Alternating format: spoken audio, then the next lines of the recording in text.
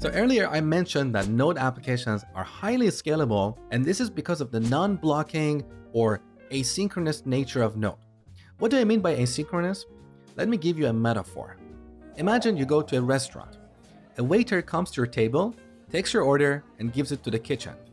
Then they move on to serve another table while the chef is preparing your meal. So the same person can serve many different tables. They don't have to wait for the chef to cook one meal before they serve another table. This is what we call non-blocking or asynchronous architecture. And this is how Node applications work. The waiter is like a thread allocated to handle a request. So a single thread is used to handle multiple requests. In contrast to non-blocking or asynchronous architecture, we have blocking or synchronous architecture. Let's see how that works. So back to our restaurant example, imagine you go to another restaurant, and in this restaurant, a waiter is allocated to you. They take your order and give it to the kitchen. Now they're sitting in the kitchen waiting for the chef to prepare your meal. At this time, they're not doing anything else. They're just waiting. They're not going to take an order from another table until your meal is ready. This is what we call blocking or synchronous architecture. And that's how applications built with frameworks like ASP.NET or Rails work out of the box. So when we receive a request on the server, a thread is allocated to handle that request.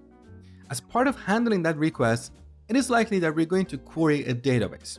And as you know, sometimes it may take a little while until the result is ready. When the database is executing the query, that thread is sitting there waiting.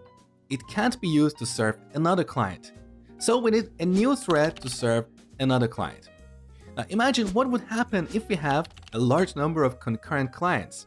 At some point, we're going to run out of threads to serve these clients. So new clients have to wait until free threads are available, or if we don't want them to wait, we need to add more hardware.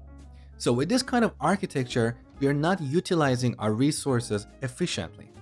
This is the problem with blocking or synchronous architecture, and as I explained, that's how applications built with frameworks like ASP.NET work by default.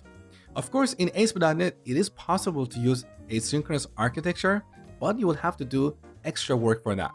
In contrast, Node applications are asynchronous by default, so you don't have to do anything extra.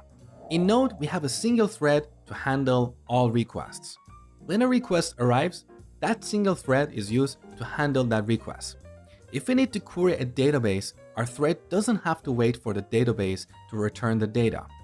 While the database is executing our query, that thread will be used to serve another client. When the database prepares the result, it puts a message in what we call an event queue.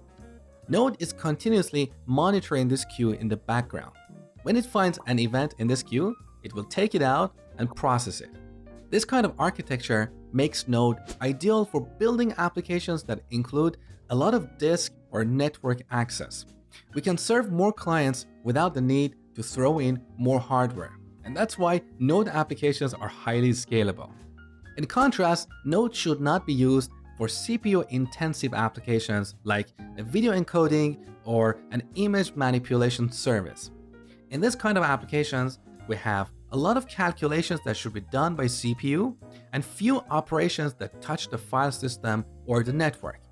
Since Node applications are single-threaded, when performing the calculations to serve one client, other clients have to wait.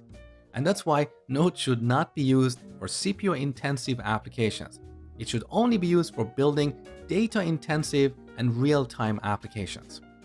Okay, enough theory. Next, I'm going to show you how to install Node and build your first Node application.